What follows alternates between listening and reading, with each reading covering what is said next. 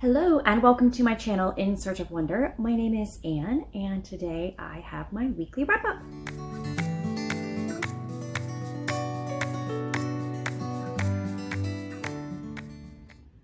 It is Wednesday afternoon and I actually finished this book, Peter Nimble and His Fantastic Eyes, on Sunday.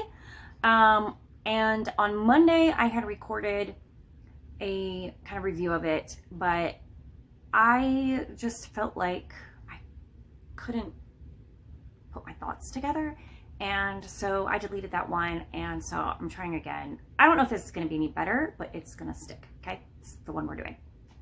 So I read Peter Nimble. This was for middle grade March.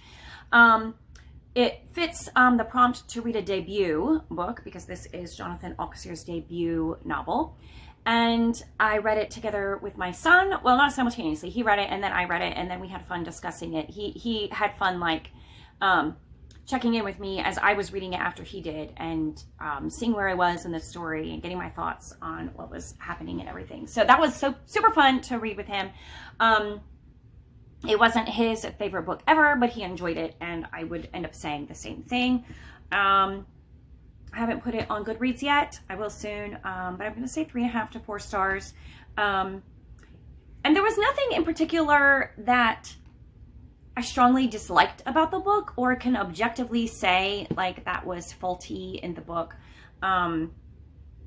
It's just, if anything, and this is not a fault of the book, it's just my preference as a reader. If anything, it was more childish than I was expecting. I mean, and it's marketed to children, it's middle grade, so there's nothing wrong with that. And so if you're a child, it's perfect for you. But it was too much for me. Like, I wasn't expecting that. I was expecting a little more, mature is not the right word, but maybe the right word. Maybe closer to young adult than, it just felt more elementary to me than like middle school age level. Anyway, so that would be probably the biggest reason why I wouldn't give it like straight 5 stars. But that's more of a personal preference than like a fault or a flaw in the book itself.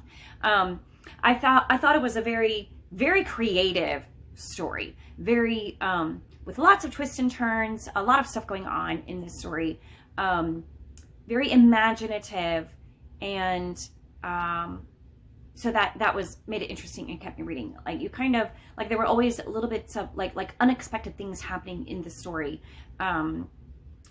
Things that you see coming, but then things that you don't see coming. And then unexpected twists like an army of ravens, which is not something that you read about in every book, right?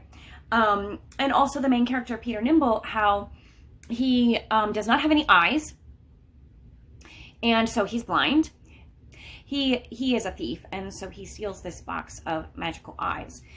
He didn't realize that's what he was stealing when he stole them, but that's what they were. And so these eyes, interestingly, don't necessarily give him sight.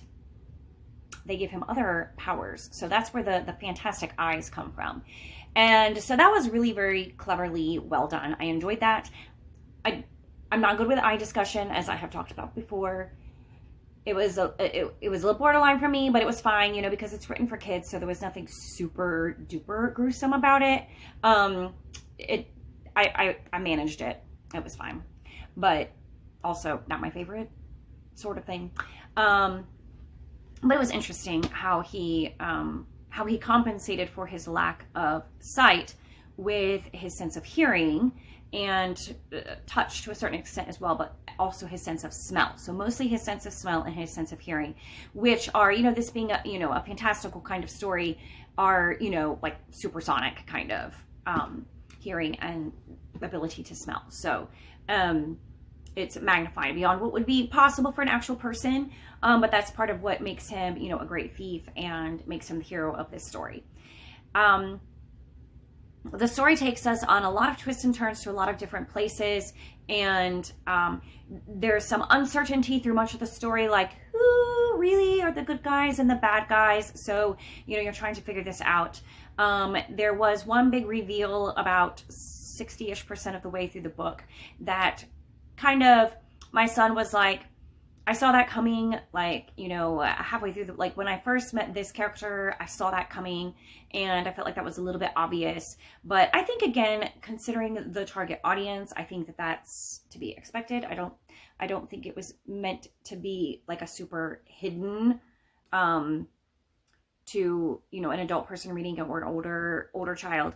A very young person would probably be surprised by the reveal of, you know, the big reveal. There was definitely some fun humor, but it wasn't crass or cheap humor. It was just good fun. And the storytelling style was engaging and fresh and kept me reading and kept me interested in the story.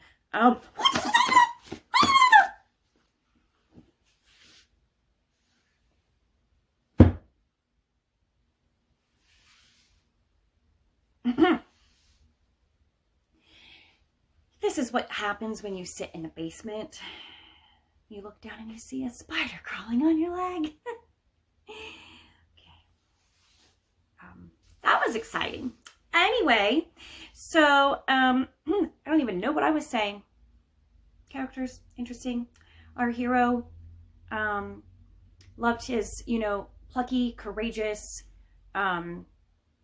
personality, being thrust into saving a whole world when he started out as a thief who wanted more.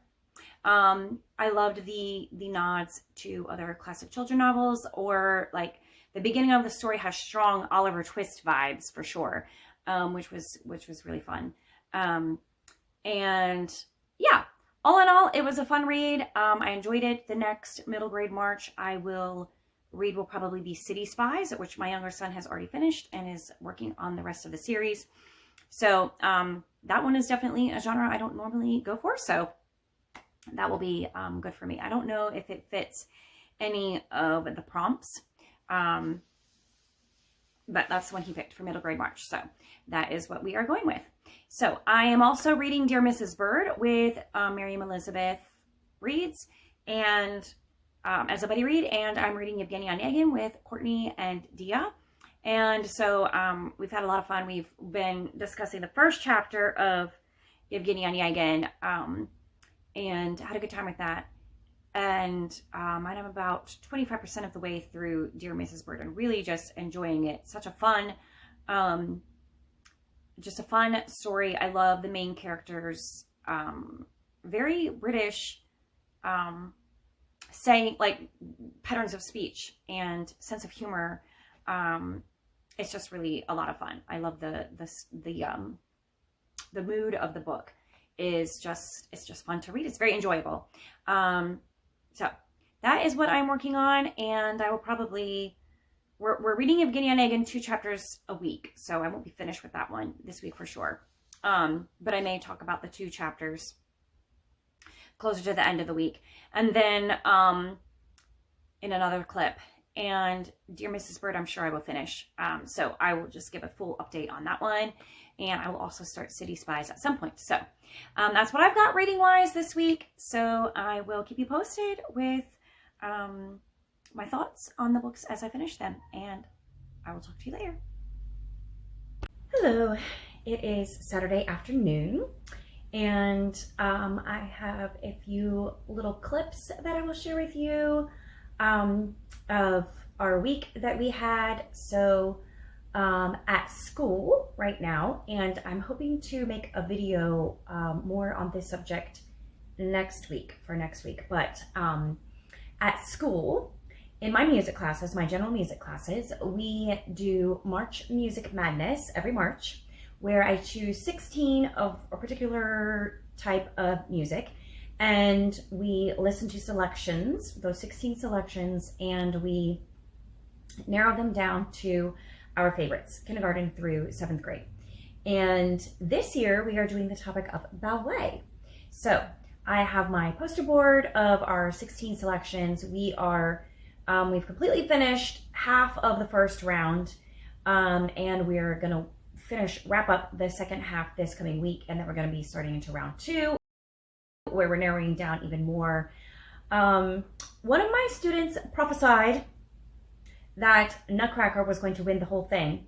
He wasn't very enthusiastic about that, but that's what he was saying. And I think he's probably going to be right. Nutcracker is definitely a favorite. And I have been a little bit surprised thus far about what my students have chosen or not chosen as their favorites. And there's been a pretty strong consensus for most of them. So it's been fun. I've been enjoying that, and I've been enjoying watching ballet on YouTube for this, the past month or so as I've been planning and preparing for this. Anyway, that was fun. And then on Thursday, you know, in my last weekly wrap up, or one of my recent ones, I was talking about how I'm a little squeamish about certain things, including needles. Well, I had blood work done on Thursday, and that was just so fun. And so I rewarded myself by going to by buying some lunch, because I had the blood was drawn like at 11 something, and I was quite hungry. So I treated myself to lunch out that day, and just kitty corner from, I did not plan this. I promise, I did not plan this. Kitty corner across from the restaurant where I grabbed my lunch, there was a coffee shop that I had never been to before. So, because it's in an area I don't ever go to. So, I mean, what's a girl gonna do? So I trotted across the intersection and tried out the coffee shop. And it was, I don't know that it's owned by Europeans or a European brand or anything. It was called Trummers, I think. But they definitely had a European menu and European pastries, etc. There were quite a few coffee drinks that I wanted to try, including, not very many coffee shops have this, at least not on their advertised menu, but they had a bulletproof coffee there, which I was going to get. But then I saw some of their specialty drinks, and they had something called a Kaiser Melange, which I had never had before. Basically, they blend the coffee with an egg yolk and honey, and then they top it with whipped cream. And so, very interesting.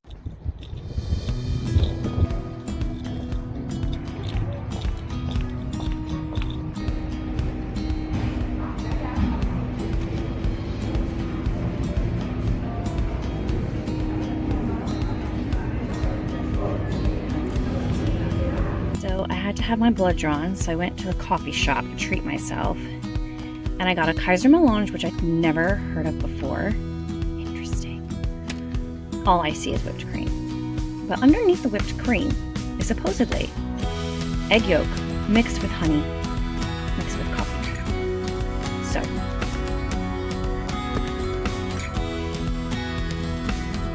I don't know. Let's see what happens. Anybody ever had that before?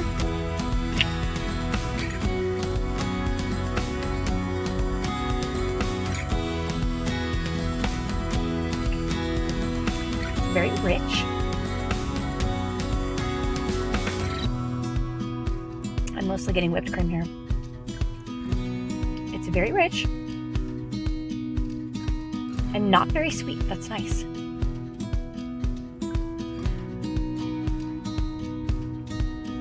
And the coffee flavor is definitely coming through. That's good. I think it would be better with better beans. Like, they had Lavazza, which is fine. But, like, if I go to a coffee shop serving coffee like this, I prefer to have, like, really fresh, locally roasted. And so you can tell that's not this, but it's still pretty good. Interesting. I might have to try to make this myself at home.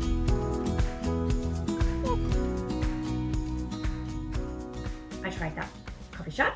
And then last night, we went to see Matthew West. He had a concert at a local church in the area. And so a whole bunch of my family went, and we had a fantastic time, fantastic, amazing concert. I love Matthew West songs. He writes a lot of the Christian music that you hear on the radio.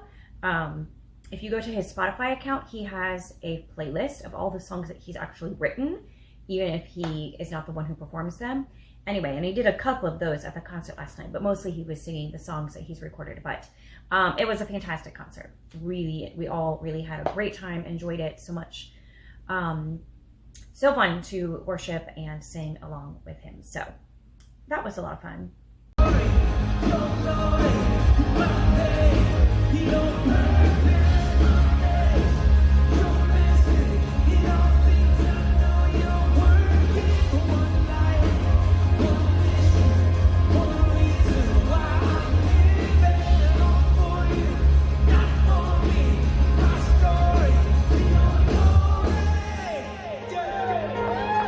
And in between all of the busyness this week, I have managed to also get some reading done, which is nice. Besides the book I've already told you about, I did finish Dear Mrs. Bird, which I believe I mentioned in my last clip. I was buddy reading with Miriam at Miriam Elizabeth Reads. I was able to get it from Kindle Unlimited, and I really, really enjoyed this reading experience thoroughly. Both of us, both Miriam and I, really had a great time reading this book. And I loved even though it was set during World War II in London, so there's bombing and raids and everything, and that definitely impacts the story. It was also a lot about like just real, normal, everyday life, problems and issues, relationships especially. And, you know, the sort of, I don't know, it just, aside from the wartime London setting, you know, it was extremely relatable to just life, like life in general, real life. And so love that aspect of it. I also loved how funny it was. So there's a lot of heavy stuff going on in the story, but it's balanced perfectly with just some really, really belly laugh scenes. There were several scenes that I just laughed out loud. There were scenes that I cried through, and there were scenes that I just laughed out loud until my stomach hurt. It was so funny. And if you try to extract those scenes, and like, because my husband was wondering what was so funny, and so I like read him for him. He's like, okay, you have to be there. Like, you have to read it in the context of the story, and with the narrator Emmy with her voice in her head, you know, reading these things. And it's just funny. Trust me. If you haven't read it yet, which I feel like Miriam and I might possibly be the last people in the Western Hemisphere to have read this book, but just in case you haven't read it, you should definitely read it. Fantastic book. So much to love in this story. I had a couple tiny little issues with it. One was where one of the characters a couple of times takes Jesus' name in vain, and I strongly dislike that in books. Thankfully, it only happened a couple times, you know, about the 65% of the way through. So that was one small thing that I disliked. And then there were a couple aspects of the plot that I don't necessarily want to speak about too much, because I don't want to spoil anything. But there were a couple aspects of the plot that had me like, I'm not sure how I would have done it differently, but this one little thing seemed maybe a little bit convenient and maybe left some questions unanswered, like not wrapped up as neatly as it could have been, I guess. I know that there are 2 more books in the series, so it's possible that those things are dealt with more fully in the next books. So that could be the case. I don't really know. Did not ruin the enjoyment of the book at all. It was definitely, probably going to put it in the 4.5 star range of like just a really fantastic read, very enjoyable. Probably going to be at the top of my list of favorites in the month of March. We have a ways to go, so that could change, but it was definitely very, very good. I laughed, I cried, had a fantastic time. So really enjoyed Dear Mrs. Bird. And if you are one of the few people who haven't read it yet, you should read it. Really good. I am also currently working on Eugene and Onegin, and I'm reading this with Courtney and Dia. And I'm I'm going to have bitten off more than I can chew here, but I'm trying to read the Russian, which this version contains the Russian and an English. The English translation in this one is not metric or rhyming necessarily. It's just trying to be like an accurate English translation of the Russian. But before I had bought this one, I had bought this, which is the James Phelan translation, and it is rhyming and metric, so it tries to follow the poetry aspect very closely, and it's a lovely, delightful translation, and I'm really enjoying it. So I'm reading it Russian first, and then glancing across the page to the English equivalent, just for clarity and for the words that I don't know, which depending on the stanza could be most of them, or it could be just a handful of them. So I'm glancing across to help with my understanding. Sometimes, like, I read a stanza, I'm like, okay, I know what these words mean, but stringing them together, I'm a little bit like, what? And I have to read a little bit more carefully. I think part of it is because, like, even though everything is like in case, in cases or declined in, like declensions in the Russian grammatic structure, which should theoretically make it easy for me to understand, like, what he's talking about. For some reason, like, the word order and the poetic structure of it sometimes throws me off, and I have to read for a little bit to just, like, trying to figure out, like, who is the subject of this that we are talking about,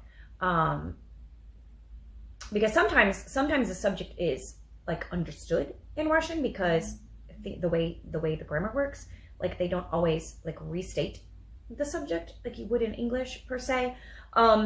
Anyway, so sometimes I'm just like, who or what is the subject of all these things? Like, I'm not really sure. Stuff like that. Like, I understand the words theoretically, but then putting them together in the particular way that they're put together, a little confused. But it has been wonderful challenging myself, and it's been a long time since I've tried to read anything in Russian, so it's been really good to refamiliarize myself with that language and challenging myself to read in Russian. I've really been enjoying that. But I've also really been enjoying this translation. This English translation I find honestly a little clunky, and not as pleasurable of a read as this one. This one I feel is a fantastic translation. He keeps the nature of Pushkin's word choice and his tone and his like the wit and the humor of it. Like, it translates through into this, and it's very well done. I really feel like this is a good translation. So I like to follow up with this because I feel like this is the best English equivalent, just because I don't really love the way that the English in this one is not, like, in poetic form, not rhyming, and it doesn't quite preserve, I don't think, the tone that Pushkin has as well as this one does, and it doesn't flow as easily.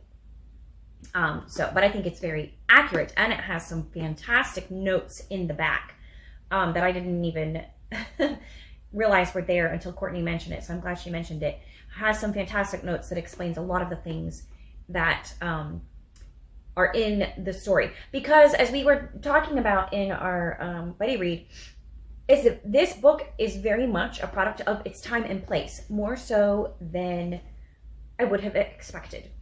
And there's a lot of reference to contemporaries of Pushkin's day who have not, like, they're not people or names that are common household names that we would know. So he mentions, like, people, and there are cultural things he talks about, and aspects of the story that are definitely inherent to that time and that place and that culture in history. And so they do require a little bit of explanation. So the notes in the back are super helpful as far as that goes.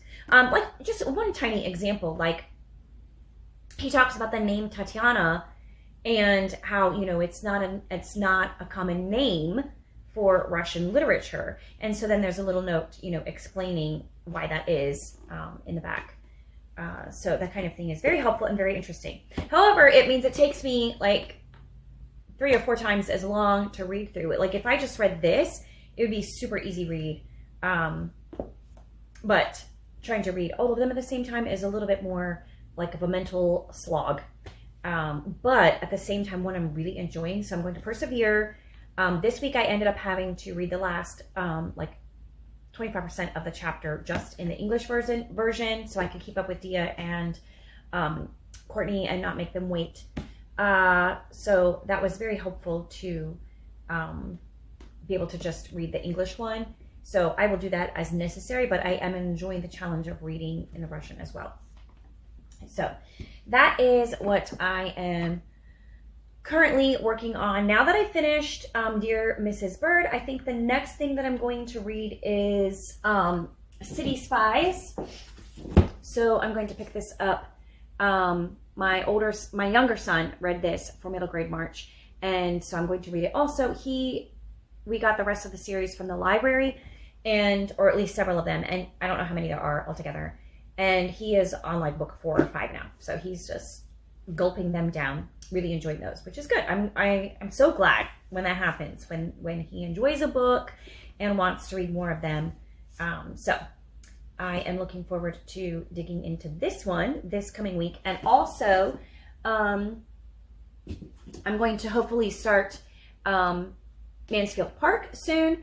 Bethany brings books, and I are going to do a buddy read. She was planning on reading this in March also, and I was like, hey, so am I. Let's read it together. So we are hopefully going to be buddy reading that starting soon here. And so those are the primary things I'm going to be adding to my stack over the course of the next week, and reading those. So that has been my week.